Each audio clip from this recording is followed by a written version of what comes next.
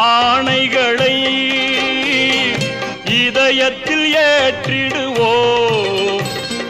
இறை தூதர் போதனையை இகமெங்கும் பரப்பிடுவோம்.